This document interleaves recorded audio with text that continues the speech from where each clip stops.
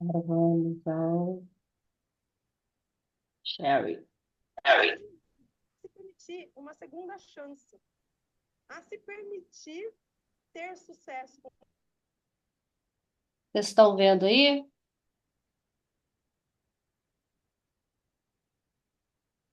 Eu tô. Tá dando para ver? Uhum. Beleza. Então vamos lá. Continuando o estudo, né, de Joana, sobre as viciações mentais, nós vimos nesse nono capítulo sobre a insatisfação, né, a indiferença e agora o pânico. O pânico, ele entra nessa estrutura de viciação mental, de vícios, né? E quem nunca, né, ouviu dizer na síndrome do pânico ou vivenciou algum momento de, de pânico mesmo, de terror, né?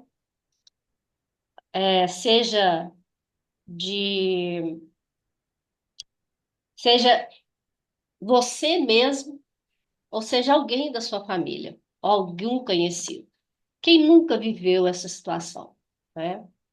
E o pânico, a origem da palavra, né? Ela vem de Deus Pan.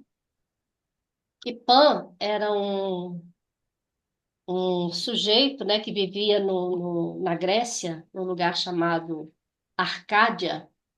Tanto é que na literatura, né, a literatura Árcade, vai falar exatamente desses momentos bucólicos, né? E o bucolismo, a gente, como as pessoas acham que ser bucólico é ser triste. Ser bucólico é você olhar a natureza. Por que que dá essa ideia de tristeza? Porque quando você medita, quando você para, quando você observa, você começa um processo introspectivo. E como a gente vive nesse mundo de provas e expiações, essa ideia de bucolismo nos remete sempre, nos leva a algo mais tristonho, vamos dizer assim, porque a gente começa a ver dores, a gente começa a perceber todas essas situações, né? Todas essas viciações mentais. E essas viciações, elas são mentais, mas muitas vezes, né, como nós conversamos antes aqui, a gente estava conversando, essas viciações, elas fazem parte do nosso DNA, elas fazem parte da nossa vida. E a gente tem esse imenso painel, vamos dizer assim, né, de distúrbios psicológicos, que a própria Joana diz, porque o painel ele realmente é imenso, e tudo isso vem de uma emoção, né? E todas as emoções que a gente sente, o que a gente vivencia, que a gente vê, que a gente percebe, elas vêm para nos ajudar.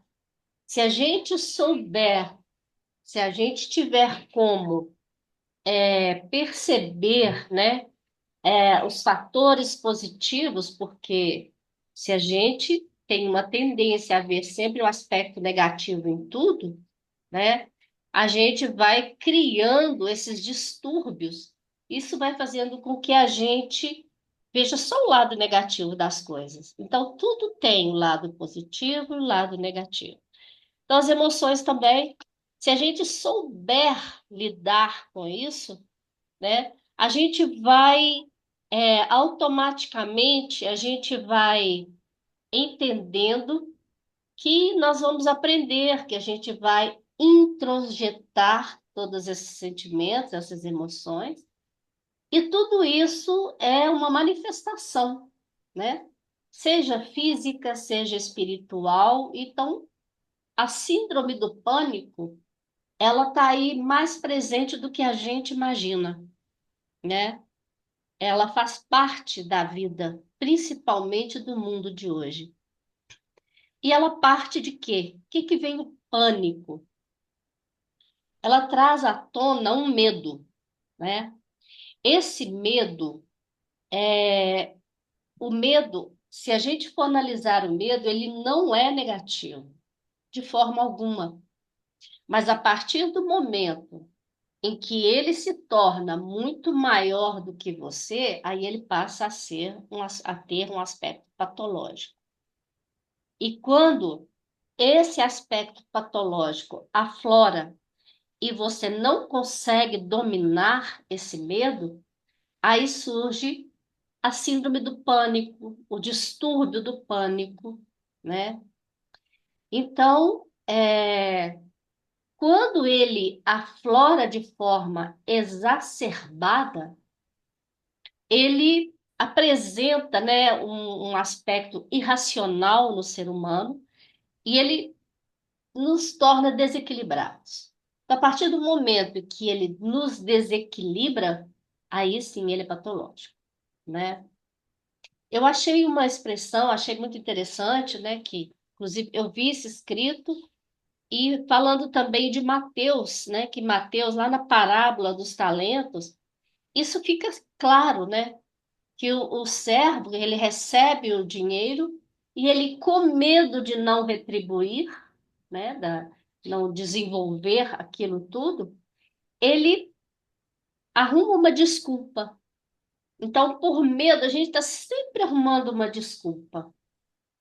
E ele, então, ele para com aquele, ele fica com aquele dinheiro parado, né? É uma metáfora. E ele, então, por medo, ele se preserva, enquanto outros, né, mostram a cara e vão atrás.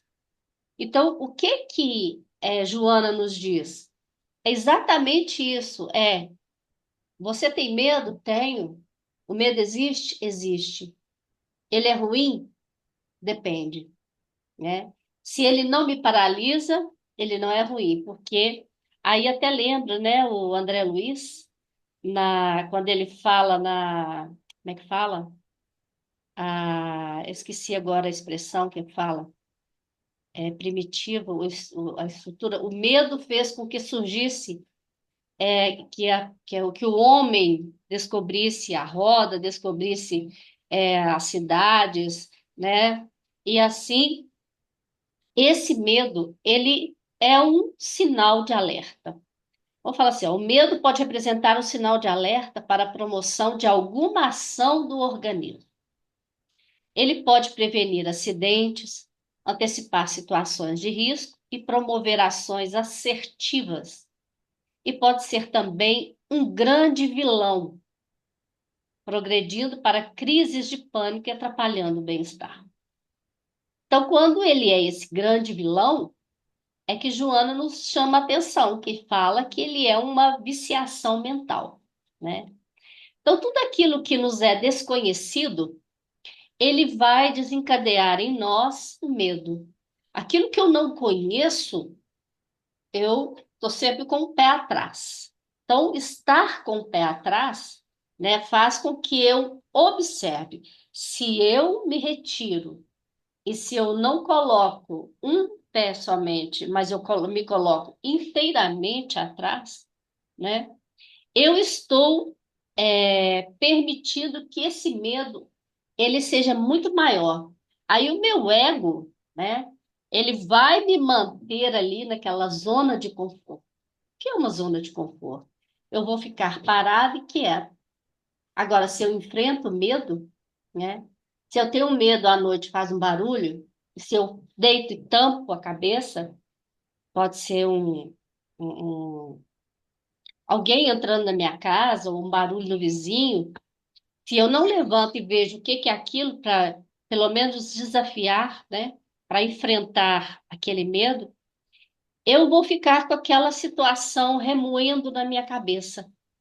E se eu fico remoendo isso, isso faz com que qualquer situação diferente, qualquer estrutura desconhecida, faz aflorar toda essa situação de pânico e de sofrimento, de dor. E o futuro, né? O que acontece hoje, as pessoas têm muito medo do futuro, sei lá o que que vai acontecer amanhã. Aí, como amanhã ele vem, ele virá, né? Você se fecha, você se isola, né? E faz disso um fator de preservação da vida, né? E você então faz com isso uma estrutura de autodefesa. Então, se você permite que essa preservação da vida, essa estrutura de autodefesa, te faça recuar, né? Isso é meio complicado, né? E essa situação, ela, na verdade, ela começa, claro, fisicamente na infância, né? Quando a criança, ela não quer comer. Hoje a gente tem até uma estrutura um pouco diferente, mas antigamente, na minha época, por exemplo, olha, se você não comer, papai vai ficar triste, mamãe vai ficar triste, né? Se você não dormir, o bicho-papão vem e te pega. Aí a criança, ela não consegue, digerir aquela informação, ela não consegue formular, não consegue entender, né? Porque acreditava-se que a criança era um adulto pequeno, e não é, né? Foram feitos vários estudos, e ainda, infelizmente, tem muita gente que trata a criança como um adulto pequeno, né? Muitas atitudes, muitas formas de encarar a vida não tem um limite, né? Isso me chama muita atenção. Eu me lembro muito dos povos do Xingu. Eles, eu não sei se vocês sabem, né? Mas eles, para conversar com as crianças, os índios, eles ficam do tamanho da criança. Eles olham nos olhos da criança. Então, ele não fica de cima apontando o dedo, porque isso é repreensão, né? Eles conversam, eles dão liberdade. Naquela vida, né, no meio do mato, o primitivismo antigo, porque os índios hoje são totalmente diferentes, né? Mas eles conversavam com as crianças de igual para igual, né? Olhando nos olhos da criança, né? Então, se a criança ela não conseguindo assimilar essa informação, ela começa a ter medo. Então, se papai não vai gostar de mim, se a mamãe não vai gostar de mim, então eu vou aceitar, eu vou comer, eu vou fazer tudo o que eles quiserem. Aí a criança vai perdendo, né, a sua própria personalidade, ela vai perdendo a noção de quem ela é, né? Ela não vai agindo com naturalidade, porque tudo envolve a família, a criança, olha, você tem que obedecer, né? Então, ela vai crescer como uma forma insegura, achando que todas as pessoas são ruins, que todas as pessoas, porque os exemplos que eles têm, se são tratados assim, não são bons, não são exemplos bons. Então, aquele adolescente, ele vai desafiar os pais, mas na verdade, o grande desafiado é ele mesmo, somos nós. Nós vivemos isso, né? Eu sou dessa geração. A grande maioria aqui é dessa geração, né? Então, ele, enquanto adulto, ele acha que ele não merece carinho. Então, o que que ele faz? Ele vai doar. Ele vai entrar no que Joana chama de barganhas sentimentais, né?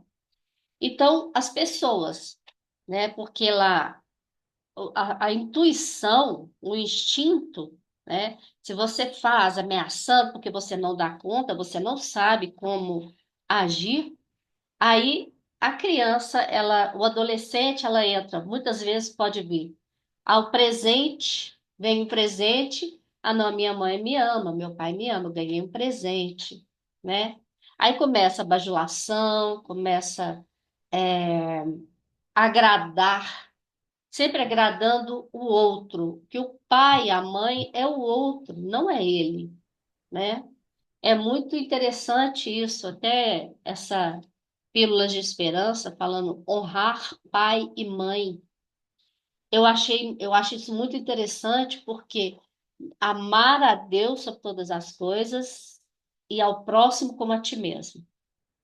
Então, não fala que é amar o pai e a mãe mais do que a ti mesmo, né? Mas honrar, você honrar é você acreditar que eles, na medida do possível, como eles conseguiram fazer, eles fizeram, eles nos deram a vida. Então, cabe a cada um de nós seguir um caminho. Se eu me prendo a essa infância, se eu me prendo a esse medo, a essa situação de que não sou amado, então eu preciso mostrar, né? Eu me anulo em função do outro. E se você se anula em função do outro, você se diminui e supervaloriza, né, aquele afeto que te destrói. Então a sua cabeça fica dançada, né? E essa síndrome do pânico, esse medo, se você não reage, se você cresce, você amadurece, você tem família, mas você não sai lá da infância, você não sai da casa dos seus pais. Você não sai daquele mundo. Quem nunca, né? Quem nunca? Pelo menos atualmente, naquela época mais antiga, quem nunca, né? Então, esse sujeito, ele mostra para o outro que ele é uma pessoa sempre boazinha. Ele é sempre o bonzinho. Ele está sempre agradando. Se ele se sente exprimido, apertado, desafiado, ele foge para o lugar comum. Ele foge para a sua zona de conforto, né? E apontar o dedo é sempre muito mais fácil para o outro, né? Do que você olhar para dentro de você mesmo. É uma questão de sobrevivência afetiva. Então, isso é muito comum, né? Esse medo, né? Ele pode assumir situações que fogem do seu controle, e se ele foge do seu controle, ele vai causar um comportamento grave, ele vai causar uma perturbação que vai além do que é normal, porque o medo, ele é preservação, né? Toda pessoa, ela precisa ser amada, mas a gente não aprende que a gente precisa se amar, né? Hoje no estudo que a gente fez hoje à tarde, né, a gente falando sobre as emoções, né, emoções que curam, a gente observando exatamente isso. E como é difícil você amar aquela pessoa que te incomoda, aquele vizinho chato, aquele irmão que está sempre julgando coisas, né? Porque é família, porque isso, porque aquilo. Então, como é difícil a gente amar isso. Como é difícil a gente amar um pai, uma mãe que nos rejeita, que nos expõe, que nos joga para lá. Mas eu preciso amar meu pai e minha mãe, porque eles são meu pai e minha mãe. Você precisa honrá-los, né? E é muito triste, mas é uma verdade, né? Você amar, né? É, é ir além. A partir do momento que você honra e que você vê nesse pai e nessa mãe, você vê no outro, vou colocar o outro que fica mais fácil, que você vê no outro essa possibilidade de amar, que eu preciso amar, porque, como Jesus, né? Mesmo que ele não gostasse de determinadas situações, ele veio para nos ensinar a amar. Então, ele amava, ele era dócil, ele era ferrenho, né? Ele era dócil e era ao mesmo tempo, ele colocava ordem, né? Ele não tinha medo de enfrentar as situações. Então, quando a gente fica com medo de enfrentar as situações, principalmente de se enfrentar, você vai criando, né, aquela situação e você vive vamos dizer, aquela situação de, eu não sei para que lado que eu vou, você fica perdido. Aí nesse se perder, você perde a oportunidade de crescimento interior. Então, toda pessoa, ela precisa ser amada. Ela precisa ser amada por ela, primeiramente. Mas a vida, como a gente percebe, o outro que precisa nos amar mais do que eu me amar. Eu preciso amar o outro. Então, o outro toma um papel muito maior na minha vida, né? O outro tem esse papel importante, mas eu também preciso me encontrar aí.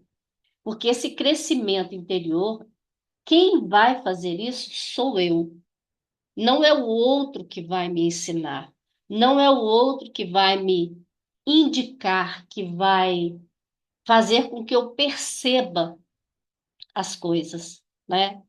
Então, Joana nos diz que o desenvolvimento de recursos que dignificam, que nos tornam dignos, é não invejar quem lhe parece melhor, né? Essa inveja, todo mundo vai alcançar o mesmo patamar, apesar de que uns conseguem entender primeiro, outros menos, alguns ficam parados, né? Como diz aquele poema, viver em brancas nuvens e em plácido repouso adormecer, né? Então, você não se magoar, porque automaticamente você não se magoando, você não magoa o outro, porque eu vou mostrar para o outro aquilo que eu trago dentro de mim, né? A agressividade, eu sou agressivo com o outro se eu sou agressivo comigo. Mas é muito difícil a gente assumir isso. A partir do momento que você consegue perceber, né, que esses níveis, eles são diferentes e que eu estou num processo de crescimento, beleza, né? Então eu vou sair do meu conforto, da minha zona de conforto. Os fatores psicossociais, as pressões emocionais, influem igualmente para tornar o indivíduo amedrontado, especialmente diante da liberação sexual, gerando temores injustificáveis a respeito do desempenho na masculinidade ou na feminilidade. Então, Joana nos fala que essa liberação sexual, o sexo liberal, né? Eu preciso provar que eu sou fêmea, que eu sou macho, né? Eu preciso provar que através da dominação sexual eu sou muito maior e o outro ele é submisso, né? Então, tanto é que esse desempenho ele não é somente feminino, ele é também masculino, né? Tem muitas mulheres também que usam disso para poder segurar os seus companheiros, né? Então, nós temos isso, é do ser humano, isso é do ser humano. E todos esses conflitos psicológicos de insegurança, né, eles vão criar prejuízos muito sérios. Quando o medo ele é bem canalizado, ele é prudente, ele nos mantém equilibrados, ele nos ajuda a entender os comportamentos, né? Qual é a ética melhor? Como eu devo agir sem agressão, sem mágoa, sem inveja, né? Então, eu vou aí, né? Nesse momento, eu vou me amadurecendo emocionalmente E a minha consciência, ela vai se tornando mais responsável, né? E responsável é você não se amar e automaticamente julgar isso em cima do outro. Porque eu culpar o outro, eu não gosto dessa palavra culpa. Eu particularmente não gosto dela, tá? Mas quando você começa a perceber que essa igualdade de direitos, essa igualdade de você entender as coisas, elas vão chegar ao mesmo patamar, porque a gente caminha para isso, para o progresso. Mesmo muitas coisas precisam ser destruídas, e Joana, ela está falando exatamente isso, eu preciso destruir esse medo patológico para que eu possa ter uma consciência responsável, para que eu possa agir de forma consciente, né? E responsável mesmo. O pânico confunde-se com expressão de medo, né? Como que é essa questão física, né? A síndrome do pânico, ela vem com o quê? Com características físicas. É a sudorese, é a disritmia, é aquela sensação de morte, né? Que o coração vai sair pela boca, você se sente sufocado, você não consegue respirar, né? Você entra num processo, chega a um ponto de processo catatônico mesmo, a pessoa se mobiliza, ela para, né? É histeria. Então entra num processo de histeria. E tudo isso vai julgando o quê? A histeria, ela vai levando a um processo de até o Saramago, né? Que fala da cegueira branca, né? Infelizmente, eu vivi uma situação assim com a minha irmã, né? Ela entrou num processo catatônico, né? De histeria extrema, só que quando ela chegou no hospital, ela não parava, né? Aí, todas as suas funções de esfínteres, né? De xixi, de fezes, tudo, ali ela liberou tudo, porque ela não tinha controle de nada. E ela então entrou num processo de cegueira e ela falava que via tudo branco, né? Então, a gente ficou. Ela tem um aspecto, a gente pode ver isso dentro de um aspecto de DNA, sim, né? É, o pânico, a, essa esquizofrenia, né? Esse processo de loucura que vai levando, que vai agravando e chega ao processo de loucura, isso é um fator genético também, né? Então, essas energias, elas vão criando raízes bem profundas, né? E quando a gente vai fazer aí uma anamnese, como Joana diz, anamnese do distúrbio do pânico, a gente constata esse fator genético, né? Então, é uma disfunção fisiológica. E ela predomina principalmente no sexo feminino, por causa da questão do hormônio. Então, antes mesmo, eu até coloquei que a TPM, né? Tem gente que acha que é besteira. E não é besteira, só quem vive isso sabe o que é, né? Mas é frescura de mulher, né? Ah, não tem nada, não, não deixa isso pra lá. Esse deixa pra lá já matou muita gente, já se matou, né? É, e a mulher, isso cai quando a mulher ela engravida, há uma tendência a diminuir, né? Esse hormônio fica meio que equilibrado. Então, essa síndrome do pânico, ela se torna menos incidente, né? E Joana, então, vem com, mais uma vez, ela vem com a terapia, que ela fala, terapia psiquiátrica. A gente precisa, não é vergonha nenhuma a gente procurar um psiquiatra, né? Isso tudo faz com que se torne urgente. A gente precisa disso. A gente precisa de tomar algum remédio, substâncias químicas. Se esse aspecto for genético, se esse aspecto for uma disfunção fisiológica. Então, essa terapia psiquiátrica, ela se faz urgente. Então, isso é muito necessário. Só que também, nessa síndrome do pânico, em muitas situações, né? E que Joana até fala que está crescendo assustadoramente, né? Na sociedade atual, essa psicopatologia. Nós temos também a síndrome do pânico, que ela foge do convencional e ela cai no processo de paranormalidade, né? Aí a gente entra no processo de obsessão. Então, a gente precisa entender isso, né? Eu vou citar novamente, né, uma pessoa que eu conheci. Ela dizia que nos processos ela via tipo uma ameba descendo no corpo dela e sumia pela terra. Então, eu achava isso muito louco, né? Muito interessante isso. Será que era isso mesmo? Né? Será que era que essa pessoa via isso mesmo? Né? Ou será que era uma questão de mediunidade não trabalhada? E se isso não for trabalhado, se for um processo de obsessão, né?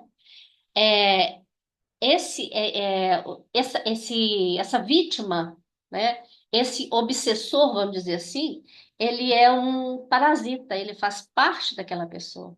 Então, aquela pessoa, ele se fixa ali e tudo que aquela pessoa vê, a vítima vê, ela, na verdade, ela está vendo o que aquele obsessor vê. Então, as coisas se tornam cenas vivas, cenas reais, né?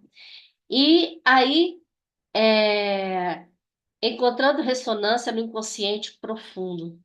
Daí a necessidade de a gente entender, de a gente perceber que é uma experiência, que essas experiências reencarnatórias, né? Elas emergem, essa fusão mental, né? E que o pânico se torna incontrolável. É exatamente esse momento. Então, aquele parasita, ele realmente se torna um parasita, porque a vítima, ela perde a sua função de ser em função do obsessor. Então, esse processo de obsessão, se você não trabalhar, se você não se estudar, se você não, como Joana diz, que é a terapia da libertação, né? Se você não se perceber, né? Você não consegue se transformar ou se transformar de forma moral, na sua moralidade, né? Então, você, como agente, você precisa perceber que Joana chama de terapia da libertação, a oração, né? Mais uma vez, orai e vigiai, né? É a grande deixa do Espiritismo, orai e vigiai. É a oração, uma ação que dignifica, né? Você trabalhar, você ser voluntário, é o trabalho de voluntariado. Então, você se doar, é a doação, é o trabalho beneficente, que vai te beneficiar. Então, esse trabalho beneficente, ele vai beneficiar quem o fizer.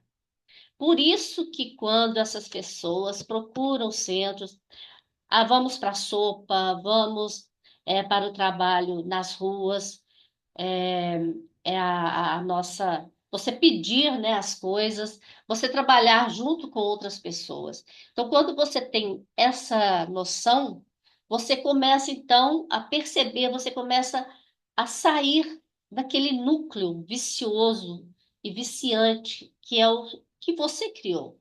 Você começa a perceber coisas lá do lado de fora. Você começa a perceber que pessoas estão precisando de você, da sua ajuda, que você é importante.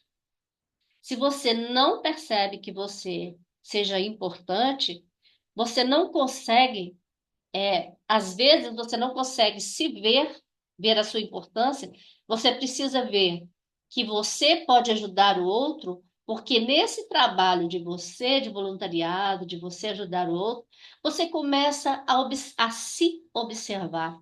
Olha, eu sou capaz de fazer tal coisa, né? Eu não sou tão ruim quanto eu imaginava que eu fosse ou como me fizeram acreditar que eu fosse. Eu estou cuidando de mim. Cuidando dos outros, você vai cuidar de você mesmo.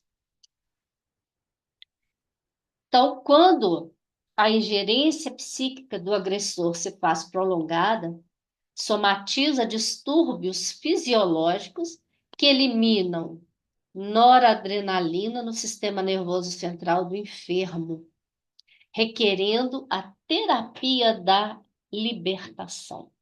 Então, quando você consegue perceber que você pode se libertar que a terapia da libertação é você sair daquele mundo fechado em que você se coloca, ou que você se permitiu se colocar. Você vai falar que a culpa do outro? Não, não tem culpa, não. Eu estou lá porque eu quis, porque eu permiti. Porque se eu não tivesse permitido, eu não estaria lá. Então, é muito mais fácil, né? A gente apontar o dedo para o outro, apontar o dedo, criticar os nossos pais. Eles nos deram a vida, nós estamos aqui, temos que ser gratos a eles.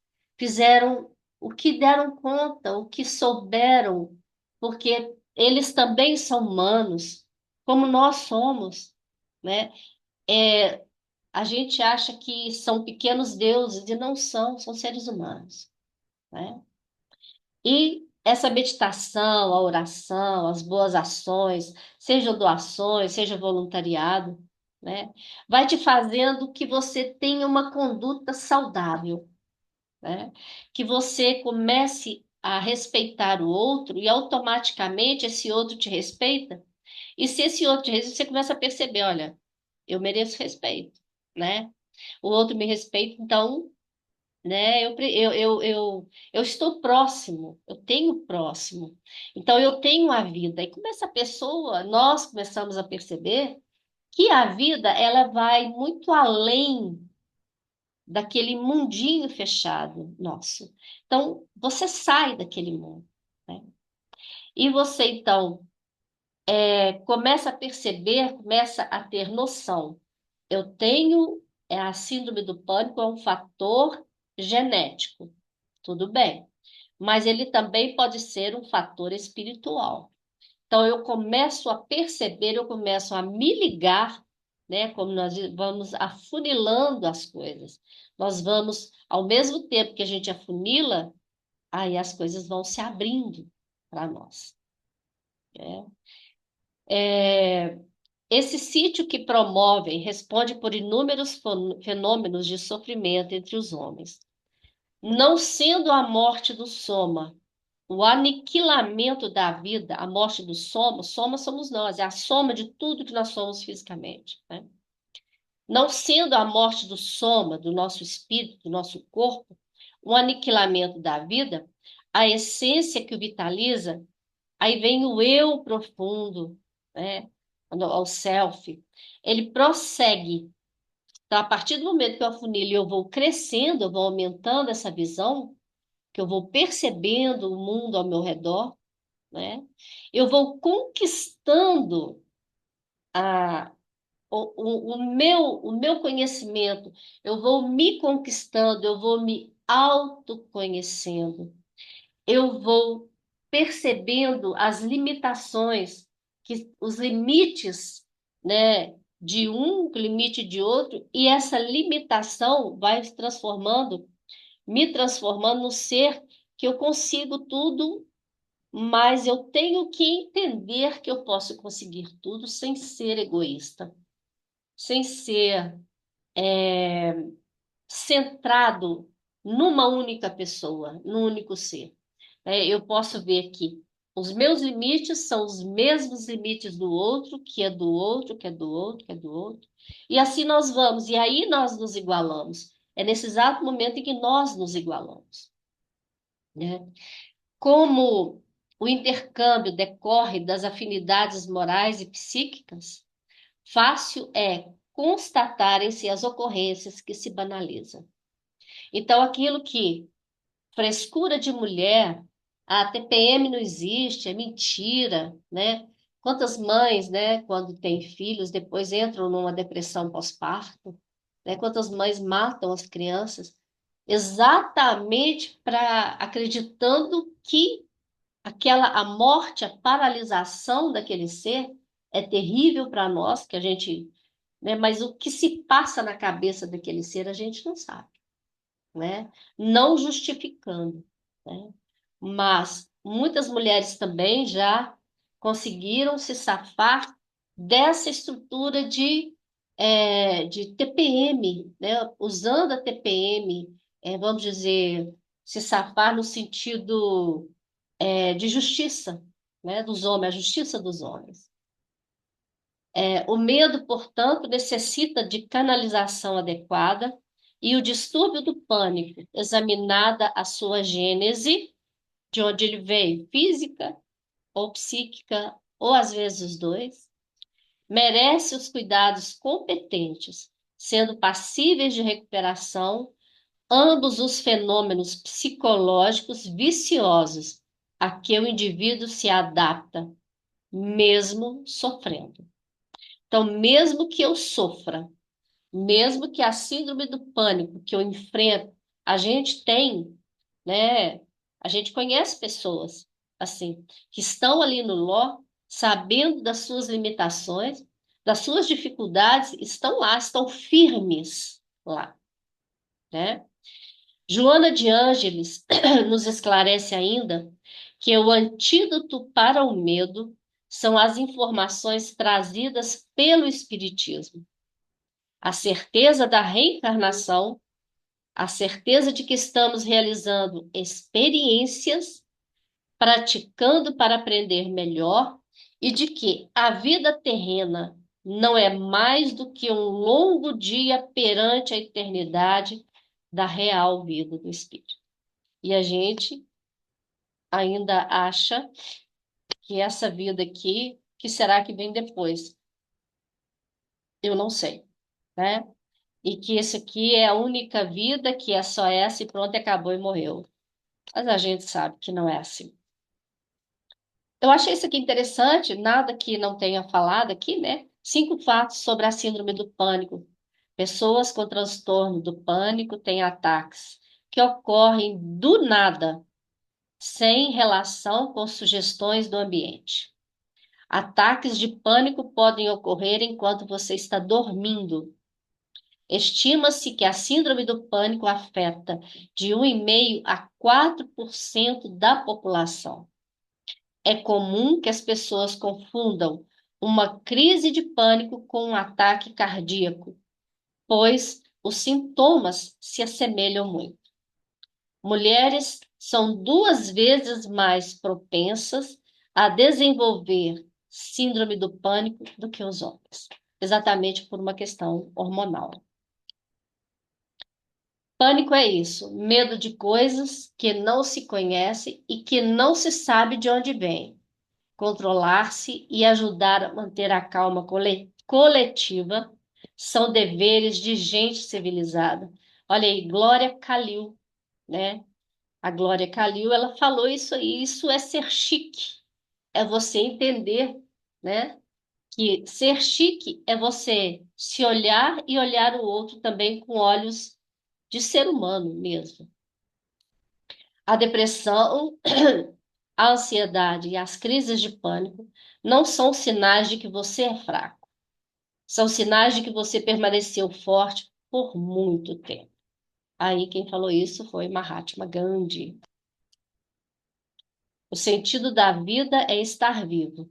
É tão claro, tão óbvio e tão simples. Mesmo assim, todo mundo não para de correr em pânico, como se fosse necessário conseguir alguma coisa além de si próprio. Então, aí, mais uma vez, o estudo de Joana